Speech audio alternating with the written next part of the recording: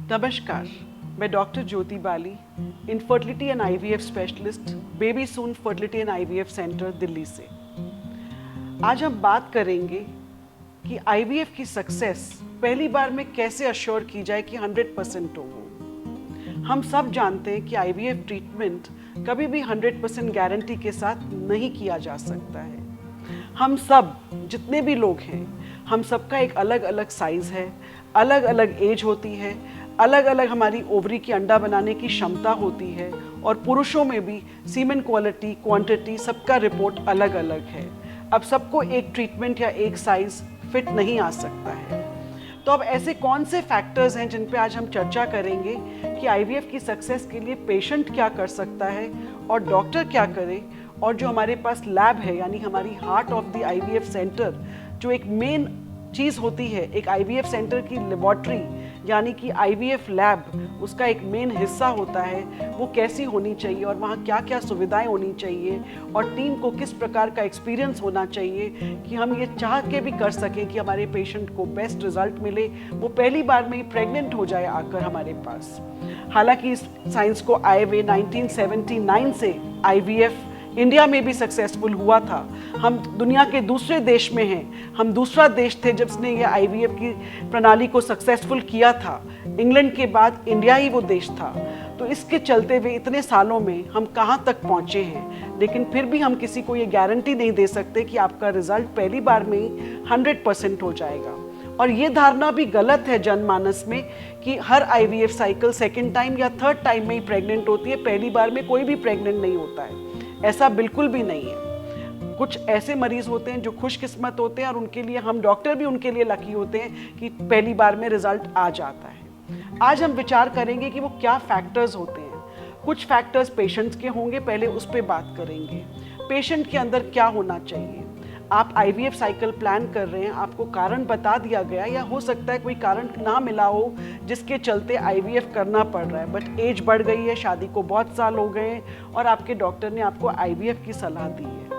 But इस सलाह को लेने से पहले आपकी तरफ से हमें क्या चाहिए होगा कि हमें बेनिफिट मिले कि रिजल्ट 100% की तरफ जाए या आपका रिजल्ट पहली बार में सक्सेस हो जाए। आप सबसे पहले अपनी सेहत को देखेंगे।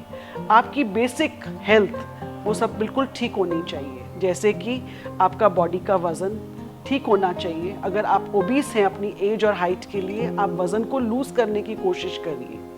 अनीमिया से सफ़र कर रहे हैं, आपका हीमोग्लोबिन कम है, उसे भी ठीक करिए। थायराइड फंक्शन टेस्ट आपका नॉर्मल नहीं है, बहुत आसानी से दवा स्टार्ट करने के 4 से 6 हफ्तों में वो ठीक हो जाता है। प्रोलैक्टिन लेवल, आपके डॉक्टर ये सारे टेस्ट आपको आईवीएफ स्टार्ट करने से 1 महीना पहले बताते हैं, और अगर आप करवा के आते हैं तो इसको एक बार देख लीजिए। रुबेला का टेस्ट है, थैलेसीमिया की स्क्रीनिंग है, ये सारे टेस्ट आपके डॉक्टर प्री एआरटी मेडिसिन के अंदर करवाएंगे, और ये ज़रूरी है क्योंकि एक अनीमिक लेडी कैसे कंसीव करके नॉर्मल बच्चे को जन्म दे सकती है। तो आपकी अपनी हेल्थ बहुत इम्पॉर्टेंट है। जितने फैक्टर्स मैंने बताए उन पे ध्यान दीजिएगा।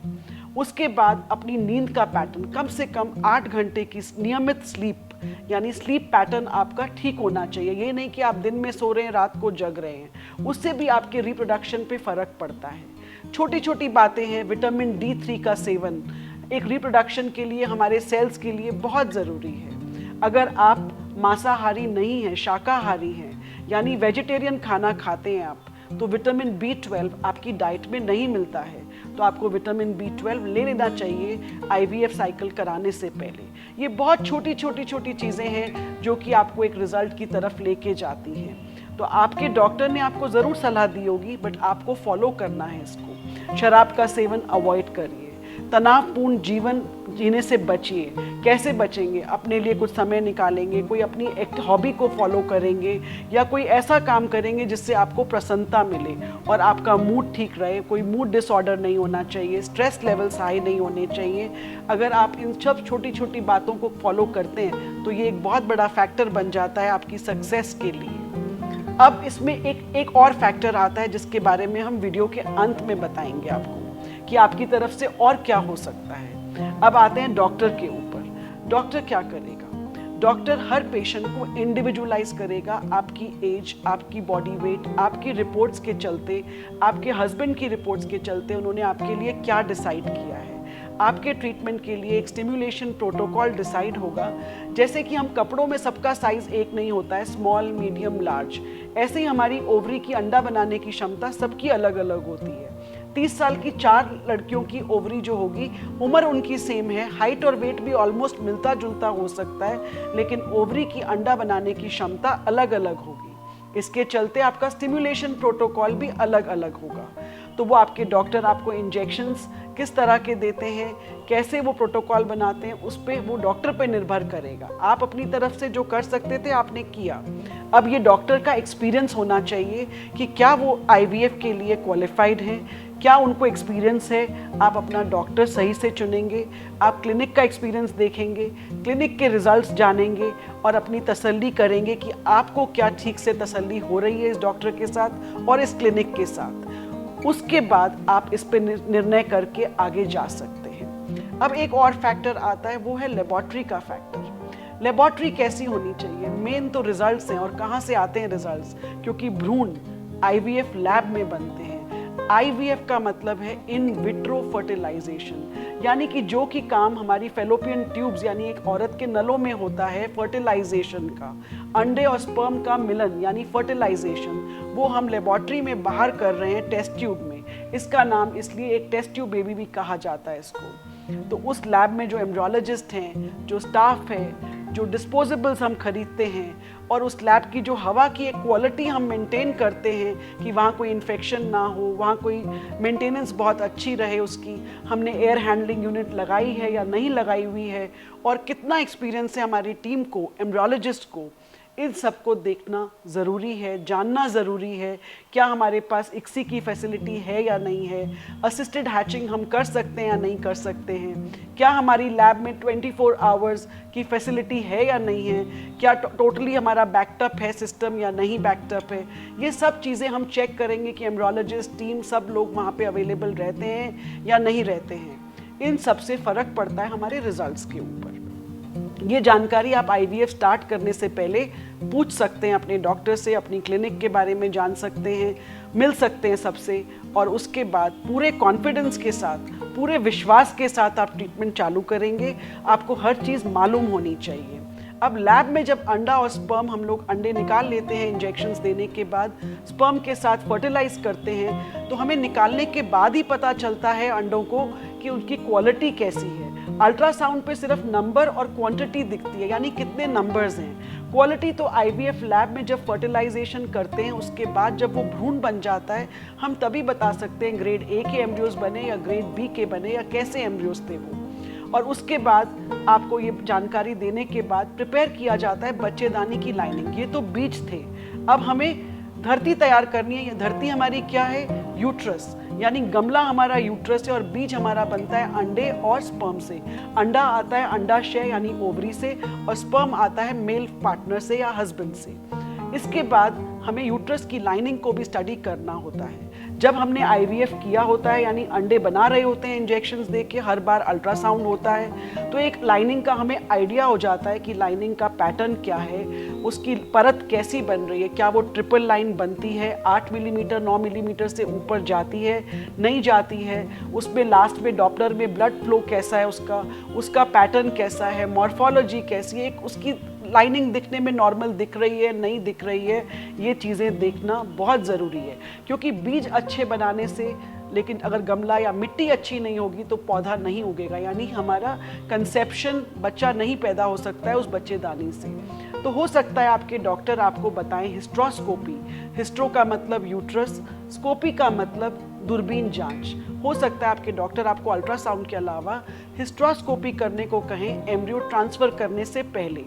इससे रिजल्ट्स बढ़ते हैं, रिजल्ट का परसेंटेज बढ़ता है, और अगर आपको ये सलाह दी जा रही है हिस्ट्रोस्कोपी करने की, आपको कर लेनी चाहिए। और अपने डॉक्टर की सलाह पे वेट करिए कि जिस साइकिल में आपकी लाइनिंग अच्छी होगी, डॉपलर पे उसका ब्लड फ्लो उनको अच्छा लगेगा, तभी एम्ब्रियो ट्रांसफ़र करने का बेनिफिट है। क्योंकि 100% साइंस ने ये चीज़ डॉक्टर्स को भी नहीं दी कि रिजल्ट 100% कर दें, बट लेकिन अगर आप अपना एफर्ट 100% डाल रहे हैं और डॉक्टर भी और क्लिनिक भी, तो फिर लक भी एक इम्पॉर्टेंट फैक्टर है जो पेशेंट का भी होता है और डॉक्टर का भी होता है। कौन सा डॉक्टर नहीं चाहेगा कि उसका लक साथ दे और आप प्रेग्नेंट होकर जाएं हमारी क्लिनिक से। हर डॉक्टर यही चाहेगा कि उसका मरीज़ सक्सेसफुल प्रेगनेंसी लेकर जाए, और हर मरीज़ भी यही उम्मीद रख कर आता है कि मैं IVF कराने के बाद 100% प्रेग्नेंट हो जाऊं। प्रैक्टिकली हमें पता है कि 100% रिजल्ट नहीं हो सकता है, लेकिन उम्मीद रखनी चाहिए। एक बहुत इंपॉर्टेंट फैक्टर है, कई बार पेशेंट पहली बार में अगर प्रेग्नेंट नहीं होते हैं, मैं देखती हूँ कि निराश हो जाते हैं। हम उन्हें IVF करने से पहले बताते हैं, जानकारी देते हैं पूरे ट्रीटमेंट की, फिर भी बहुत लोग उठ के हिम्मत नहीं करते हैं या भूल जाते हैं कि अगर आपने पूछा है कि आपके IVF में कितने अंडे निकले थे, कितने एम्ब्रियोज बने उसमें से, तो पहली बार में अगर 3 से अधिक एम्ब्रियोज बने हुए हैं तो डॉक्टर ने ज़रूर उन्हें फ्रीज किया होगा, यानी बचा कर रखे होंगे। अगर अब पहली बार में आप प्रेग्नेंट नहीं हुए और अगर आपके भ्रूण वहाँ पे उस IVF क्लिनिक में हैं, तो आप भटकिए मत, निराश मत होइए।